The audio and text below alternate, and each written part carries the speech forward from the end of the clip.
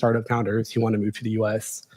So, tons of my clients are currently or were previously on H-1Bs at FANG companies, and they wanted to transition to their startups full time. So we help them, navigate the O1 process and then ultimately get to green cards. A lot of other immigration providers are much more generalist, and we focus more narrowly on founders.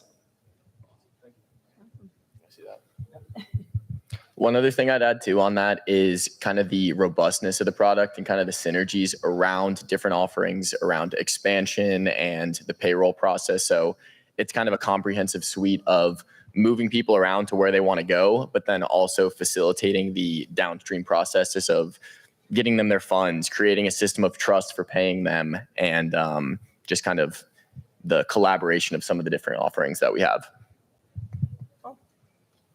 Any more questions? Anyone? I think everyone's tired out today. It's been a long day. Yeah. All right. So from the audience who's in the room right now, what are you the most curious about when it comes to Deel in terms of their offerings? Or would you rather actually get to know the members of Deel themselves on a more personal basis and talking about their experience and, why they actually chose to go to Deel? Because these are all really smart individuals and their time is not cheap, so they must be here for a reason. So maybe what's more interesting, like the product or the people? With the people. Okay, so yeah, maybe can you please give us an introduction about yourselves and like why you doing what you do? Like why do you wake up in the morning? Yeah, I can start. So I've been with a company called LegalPad. If you guys are familiar with them, it was a legal tech company. I've been with them for over 2.5 years, and we got acquired by Deel. And a fun little story, back in the day, we got the founders an O1 visa around 2019, I believe, and that company was Deel. And so they became a unicorn company. We helped get them to the US to grow their company, and they turned around and acquired us. So we were a legal tech company. They were a fintech company at the time. And now they were HR, and now we're a full-scale HR global package. So the cool story I have is coming from an immigration background. I actually came from Microsoft and their SELA, their corporate external legal affairs. And coming from Microsoft just before the pandemic, going full remote, I jumped on with LegalPad, and I started as an immigration specialist, worked my way up to customer success, did a lot of customer lifecycle marketing, and then into events, and now I'm the community manager for all of the Americas. And so that's my big background with LegalPad Deel, and now we're breaking out into full scale, offering a one solution for all. So it's really cool. I work with a lot of international startup founders. That's a lot of my background, and to see them grow full scale, not in just immigration and their teams, and then come around to start using Deel's products. So it's a really, really cool thing to see. All right, fantastic. All right, Jessica, I'm so sorry. I think you kind of cheated on the question. The people want to know about you, right? Me? Okay. A career is one thing, but for example, maybe I'll tell the crowd a little bit more about myself. So for example, my name is Juan Pablo, but I look like a Kyle, right? How does that line up, right? So my mom, she's from Texas, but specifically she grew up, on the border, in Brownsville, Matamoros, right? And then my father, he's from El Salvador, right? So immigration was like a huge, huge part of my own personal story. And when my dad came to the United States, it was such a challenge for him to initially get to the right university and then to even get a job. And he had the right people, the professors, to be like, no, you're the best electrical engineer of your class, apply to IBM. And he did. And then eventually, right, worked through the legal system to stay within the United States. And this is a great, great place to be, right? And companies like Deel, we want to know about the people too. So Jessica, tell us about your personal story a little bit more. All right. Go back. I got a good story for you. So I grew up in Minneapolis, Minnesota, small town outside the city. I'm one of 10, a middle child. So fun thing, I grew up kind of just, doing logic puzzles on the board with my dad, acting out whose line is it anyways. A lot of fun, a lot of math. I'm actually an artist. So for years before getting into legal, I'm an artist. So I actually ran a nonprofit art walk in Seattle for 3 years. I'm still part of that program.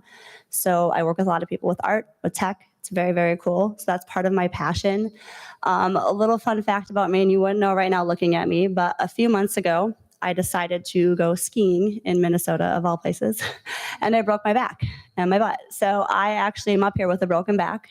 I ended up in the hospital for 2 weeks, a 6-hour surgery. I was out for 3 months. I just got back less than 2 months ago, and here I am. So, yeah. Thank you. But I will pass on to Ahmed now. Let's learn about Ahmed. I don't have an inspiring story. I've never broken my back. No, glad you're okay. Yeah, my name's Ahmed. I'm from Los Angeles, California. I come from a family of immigrants. My dad is Palestinian, grew up in Kuwait, came to the U.S. in the 80s for college. Met my mom in North Carolina. They got married, so he got to go through like the whole family-based immigration process. And then growing up, I got to see my family, or like my parents, help my extended family navigate the immigration process on their end and bring them all here. And I got to see how their lives really changed when they left, their home countries and came to the U.S. and were able to grow their businesses. And I just got to see how important it was just to be in a place where there's more opportunity and more resources. And that just seemed really interesting to me. And that's how I got into immigration initially. I've worked, I got to Deel first by working at LegalPad on the sales team. And then I joined Deel through the acquisition. And I spend my days talking to founders, primarily who want to move to the US. And it's really fun. I get to hear about their stories. There was that session earlier about finance. And yeah, like every day I'm talking to people about the struggles that they go through, trying to raise money or trying to apply for YC or some other accelerator. And then every now and then I get to hang out with them and kind of see them like while they're in the program. And it's like, guys, like get some sleep. You need to eat something. They're all super busy. But yeah, I love it here. I get to meet super exciting people. I love coming to events like this. And if, if a visa or green card is important for you or anybody that you work with, coming out, I'd love to chat with you. Hello, everyone. I don't have a super inspiring story about myself and immigration and ties to Deel's cultures, but I know I look super, super old, but I do have some experience at sales orgs, and I'll kind of tie my story a bit with Deel and kind of how I got with Deel. But I would say that Deel kind of got a mix of skill and luck, I guess, in their story. I don't think that's too out of pocket for me to say, but kind of with the way of the world with COVID and remote work and everything, it was great company, great product, but also the bit of luck involved with kind of the way the world went and the timing being right. And that's a big part of my story, kind of joining with Deel and I don't know, looking at the job market, looking at kind of the state of jobs across the world. Not everything was the most certain. You would see layoffs everywhere, but one of the beauties with Deel, working for Deel and Deel's kind of missions and goals is the stability in uncertain times with the economy. So great product market fit based on the timing, and it aligns really well with the way the world is going and where the world probably should be going with democratizing work. If you are a skilled individual or you're looking to scale a business, you shouldn't necessarily be restricted by borders. So it makes my job as a salesperson easier than most because just kind of the way that people are looking to work nowadays. To kind of close out, I guess, the one personal thing about myself, I'll say, and this will just be a little plug and maybe a conversation piece for anybody after this, is live in Atlanta, Georgia, was born in Buffalo, New York. So that is about the closest to a immigration topic that I have, going from the north to the south. But yeah, if you want to talk about Buffalo, the Bills, food, payroll, I'm here. I got one too. So I'm the child of immigrants, so I guess immigration is a running factor in my family background. But growing up, I had like a lot of like artist like aspirations. I loved the digital media. I loved film. I loved writing. I wanted to be an author when I grew up, and so when it came time to apply for university, I did the most logical thing that an aspiring artist would do. I went into the accounting program at my local school and became an accountant. And I want to say I loved it there, but actually I I had a really big moment of crisis being in accounting. And I think one of the decisions that one of the rationale for the decision I made to become an accountant was I just felt like I didn't have enough of an Asian parenting background. I didn't have my parents telling me that I needed to go find a stable job or be a doctor. So I kind of self-imposed that on myself. And I didn't really know why I wanted to become an accountant. I just thought, you know what, it's a good, stable job. And I'd just like to have that little slice of, what an Asian parent might tell me to do. So I went for it and realized it was a big mistake. I actually really hated accounting. It wasn't for me. I mean, for all the accountants in here, I'm not hating on you. I'm just saying it was not for me. And jumped ship at the first opportunity to go into sales, because I just felt like, yapping my mouth off was probably the best thing I could do for myself, because all I can do is talk all day. But then realized that kind of like going into something without having a real plan around that is not a great idea and not a great way to treat your career. So, long story short, I'm thinking about really what I want in my life and wasn't sure if really sales was the thing I should be doing. And like, is this company I'm at the best place to be? And then quickly realized actually that I think it matters what you decide to pursue, and also the decision criteria that led to you either choosing that company, or for you it'd be that company you're deciding to found, and why you're doing what you're doing. And so I decided, I'm going to put some real thought into actually where I want to be next. So I had a decision criteria laid out, and what do I really want? What were the things that I really hated about my previous job, but also what were the things I loved about my previous work too? It wasn't all terrible being an accountant. And I kind of came up with this picture of here's what I want. And then when I came across Deel, I was like, hey, this checks a lot of the boxes. Obviously, I don't know everything about the company yet, but it just really checks a lot of the boxes for me. Having put in a lot of thought about what would be the ideal place for me to, move my career and direction in, and actually have never regretted that decision since. And I think a big part of it was the fact that this company being large, but still very much operating like a startup internally. And I've worked at startups, I've worked at giant corporations, I worked at Amazon, and let me just tell you, Amazon was a very challenging place to work at, but it's been a blast here. So it's not even about me trying to tell you guys, hey, Deel's awesome, choose Deel. Like, I personally just had a really great experience with the way this company is run, the culture here. Even though we're fully remote, I can confidently say, actually, it's been the best cultural experience I've ever had working at any company. I worked at, well more than half a dozen different companies. And, that gives me great confidence that as a company, we're doing some things right in the way we decide to serve our customers as well. So that's just kind of like how I found myself to be at Deel finally, and kind of how it all led me here. So just would encourage you guys to just put some thought into which I'm pretty sure you all have, but it can really help when you think about what you're doing. We got some questions over here. All right. Do you have a question, Steve? I want to ask, we've got a lot of founders here, so maybe you can tell us what's the most common visa that you usually talk about with founders, and what would be the process and the qualification to get that? Ahmed? Can anyone ask? Love it. Okay, yeah. So we do lots of different, there's a lot of different types of visas that are available to founders. Specifically, you want to come to the US. The most common that people want is something called the O1 visa. The O1 was originally designed for Nobel Prize winners and Olympic athletes and people of that caliber. So when you apply for an O1 visa, what you're trying to do is show that you are the entrepreneurial equivalent of an Olympic athlete. Easy. No problem. So yeah, and I mean, a lot of people in the room, you'd be surprised.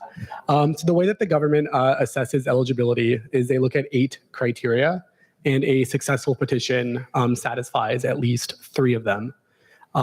If you've raised venture capital, anything north of $500K US in VC, that tends to be a strong indicator that you satisfy at least through the criteria, right? You probably have some traction. You probably have at least a pilot, right, and some users.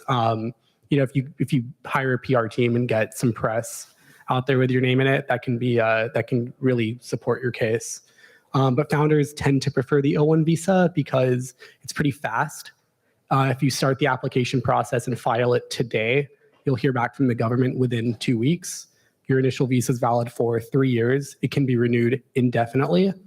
And there's a natural stepping stone from O1 to green card because there's significant overlap between the requirements. So it's not the only visa that founders apply for, but it's the most common. There's also no lottery. So, it's better than the H-1B for that. And then there's no prevailing wage requirement, which means you don't have to hemorrhage money from your business to pay your salary just so you could stay here. All right. You have a question right there? Yeah, this is around taxation. So if you could just give us a bit of a summary, when you say set up your business, and then it takes time for you to get yourself together to start building and focusing on your business, then you start to make local customers. At what point do you really have to start worrying about the tax? Is it? Because obviously it takes a bit of a while, and it depends on what alignment you will be from when you are eligible for taxation. Can you give us a bit of a frame of how that should play out? Sorry, are you talking about like as a company when you should, as a company? So Deel helps your workforce manage taxes. As a company like that, you're probably talking about like the accounting aspect behind it, because ultimately like all the ins and outs right throughout the year then get summarized at the fiscal year end, and then you would be having to at that point then file your taxes as a company. But that would be like a separate conversation. It's not actually like directly under like Deel's core product offering. We would be able to help you, for example, if you had staff in like 3 or 4 different countries in the world and you don't really know how the taxes kind of work, or maybe like you want to help your staff members, even if they're contractors and would be personally liable for taxes, but if you want to assist them in managing their own personal taxes, then that's where Deel could actually help manage and navigate just the way you file and remit taxes to the various different governments where your staff are located. In terms of actual like business taxes, what we would do is our system actually integrates kind of automatically out of the box with different types of platforms like QuickBooks, for example, and NetSuite. And so every single time you have payments going out for payroll or expenses and such that you're reimbursing to your staff, all of those journal entries flow through automatically. And then at the end of the year, obviously they all get collated upwards right into your financials. And then I imagine at that point you'd probably have some tax help to be able to manage filing your taxes.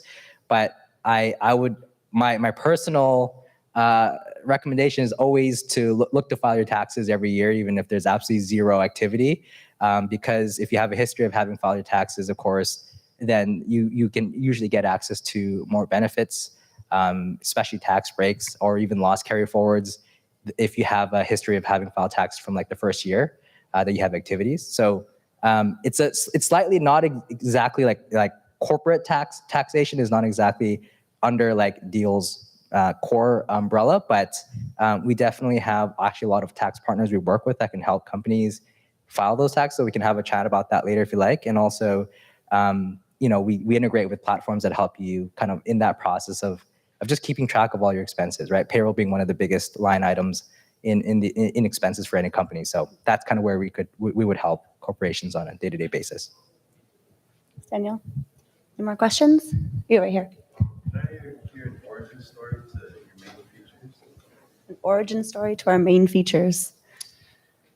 I can start off. Yeah. You can probably fill in more, but I like to kind of echo some words. So I think in the last section we heard kind of Deel described as the operating system for your people, and that's kind of where it started. I often sometimes go as far as saying it almost started as a payroll system. So Y Combinator Company, the initial tagline was Gusto for international teams. So payroll kind of across borders. Oftentimes the process is not fun. You're sending wire transfers. You have a different system for every country. You want to have the best talent anywhere, but there's roadblocks up in place. So I often describe a payroll tool at its core with HR baked in. So you can have full visibility into your team. You can manage different elements of their experience with your company.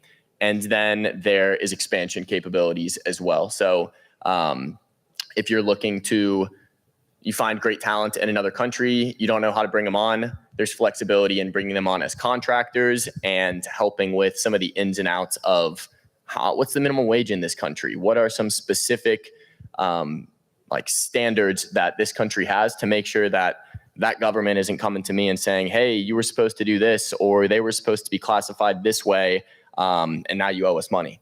So kind of a bit long-winded, but essentially payroll and HR with expansion capabilities baked in through some of the infrastructure. The last bit I'll say, and then I'll hand it over so I don't say anything that's not true. But I kind of throw an analogy out as like software and hardware, where it's a SaaS product. It's a payroll tool, and you can manage your people. That's kind of the software side. The analogous comparison to the hardware would be some of the infrastructure in place that allows you to expand into new places. So entities across the world, legal experts in hundreds, well, over 100 countries. So you're kind of given peace of mind through kind of a combination of the software side as well as some capabilities with some of the infrastructure in place. That was good. Okay. Back there. Do you think founders using your software to manage dev teams that are external? Absolutely. That's a big one. I would say one of the biggest industries that we kind of help with are software and like information technology. And a big reason for that is probably, and I don't want to misspeak here, but one of the biggest jobs that's outsourced to other countries is development work. And there's great developers in many other countries, and it's more times than not more affordable than hiring someone in Silicon Valley. So a lot of times we work with teams that have their entire development side over in another country to just having kind of one-off managers, sales consultants. So there's a number of different use cases, but I would definitely say that developers is one of the biggest. Yeah, and individuals with H-1B or O-1A work for equity Like in addition or instead of cash? instead of cash. Well, so the H-1B requires that you're paid a prevailing wage, so you do have to be paid like cash compensation, and it has to, like the U.S. government sets a limit or a minimum rather of what that should be based on your geographic location. So you can definitely supplement your cash salary with equity, but it can't replace it for the H-1B. For the O-1, there's no minimum wage requirement for the visa itself, which is why founders like it so much. But of course, every state and or city has a minimum wage. And so you'd have to be mindful of that. So you could be paid mostly in equity, and that's actually super common again, especially in startups. But you have to follow like local laws. And so if the minimum wage is $15 an hour, then you have to be paid at least that in cash on top of any equity. Okay, that makes sense. Thank you. And then the O-1A and E-1B. EB1. Did I The EB1. EB1. The difference is O-1A is a visa for extraordinary talent, and it has to be renewed every 3 years, like you were saying. And then the EB1A. all this. Yeah, for sure. So it sounds like you're asking for difference. That's also extraordinary, but that's for the green card. Yeah, exactly. So there's a lot of different types of visas that allow somebody to come to the US and work here. Usually the idea is you come here, you work, and then at some point in the future, you're going to return to your home country. Lots of different types of work visas, each have different requirements and restrictions and apply to different scenarios. And then there's one type of green card. And a green card is where you come to the US and this is your permanent place of residence. So you're here, it's not tied to your employer. You're on track for citizenship, whether you have a job or not, you just live here. So the O1 is one type of work visa. And in order to qualify for it, you have to show that you satisfy at least 3 of the 8 criteria used to assess your extraordinary abilities, right? See that you're like the Olympic athlete equivalent. For the green card, there's a lot of different ways that you can qualify for permanent residency or to get a green card, right? It could be through asylum, it could be through marriage, or it could be through work. The EB1A is one type is one track towards getting a green card through employment, and it's reserved for like the top of the top. If the so it kind of depends. When you apply for a green card, it's generally, or through work, it's generally a two-step process. First, you submit a form called the I-140 where you show that you're eligible to pursue a green card. And then once that's approved, then you can apply for the green card itself. Unfortunately, sometimes there's a gap between when step one is completed, right? Your I-140 is approved, and then when you're allowed to initiate the second step, which is where you apply for the green card itself. Unfortunately, for people born in India or mainland China, the wait time is extremely long. It's bullshit. It really sucks.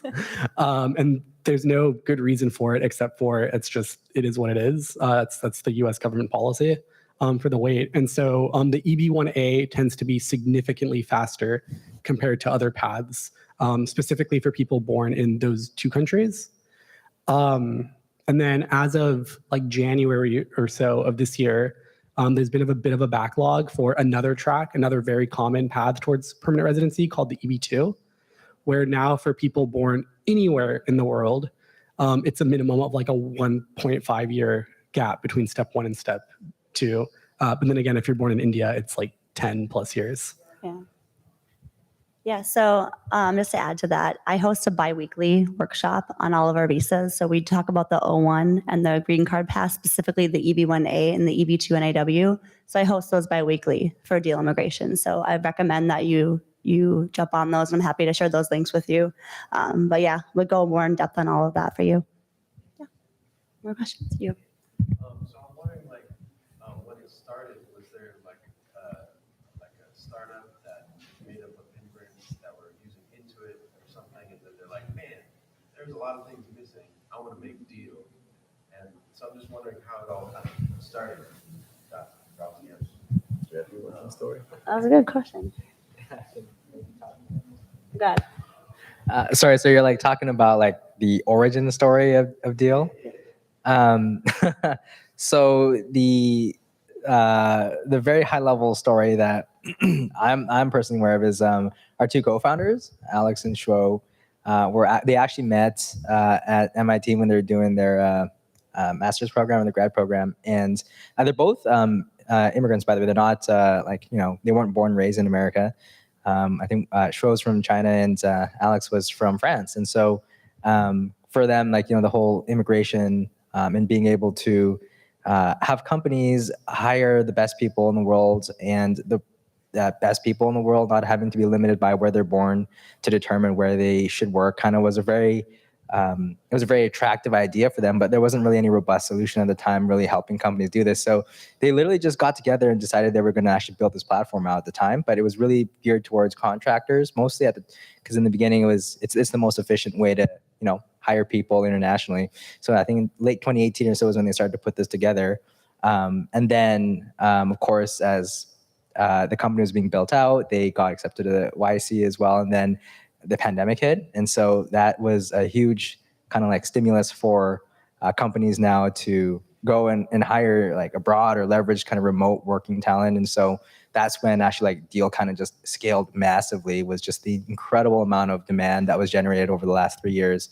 So just kind of fast forward to now, it's, Deel having now being, even though it's only been a handful of years, but we're in the fastest growing tech company in history, and also one of the largest, pre-IPO companies that is still considered a startup, simply because of just that really big demand as a result. But very high level, that's kind of the general review of kind of how it all started and got put together. Yeah. Awesome. Any more questions? You back there. How is your company different from, let's say, a company like TriNet? What are their differentiators? I could do that if you want, or I can do it. Yeah, so that's a really good question. Actually, I spoke with a couple of people about TriNet during the weekend. So TriNet is a traditional PEO, or professional employment organization. So what they do is essentially, PEOs essentially share the reliability and the risk of compliance for your staff with you as a company.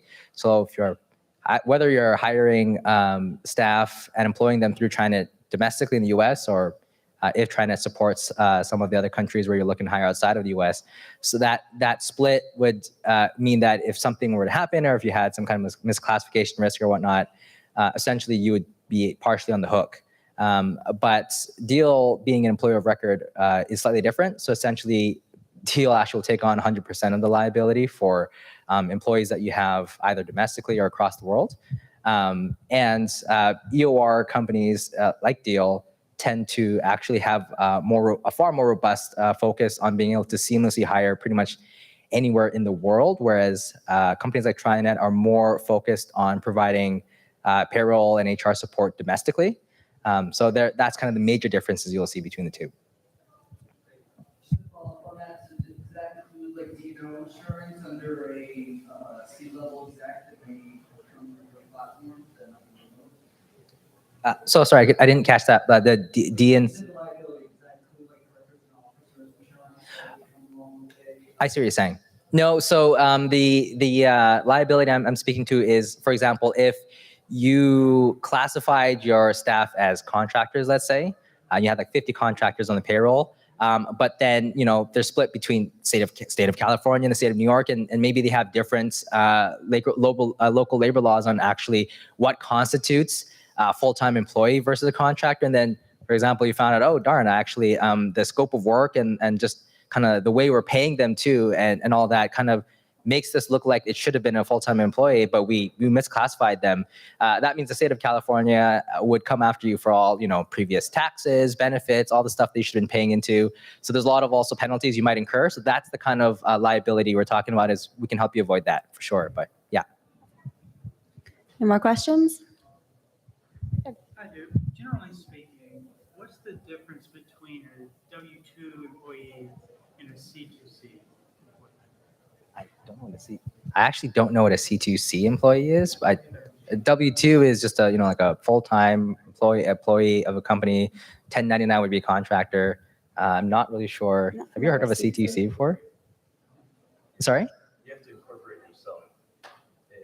Basically, you have to have your own corporation that like contracts with the business that's trying to hire you. Company to company. Okay. Got it. Okay. Yeah, that's probably why we haven't heard of it, because we actually Up here.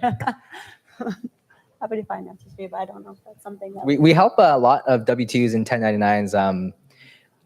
So I didn't know that that's the proper terminology for it. It's very rare, but we do also help strategize how best to contract with firms, say in the U.S. For example, we had a situation where the person was residing in Israel, but he is American by citizenship, but he was wondering if he should just use Deel and then get employed through his company that's U.S. based, or should he stick with his LLC and then have that be the middle person that contracts with his employer in the States, and what's the best strategy around that? And so definitely we help to navigate that situation and come up with the best strategy around how to actually classify this legally. But it's not like very common. We'll find that kind of situation, but we can still assist if that's kind of like the main problem you're facing. So Yeah, good question.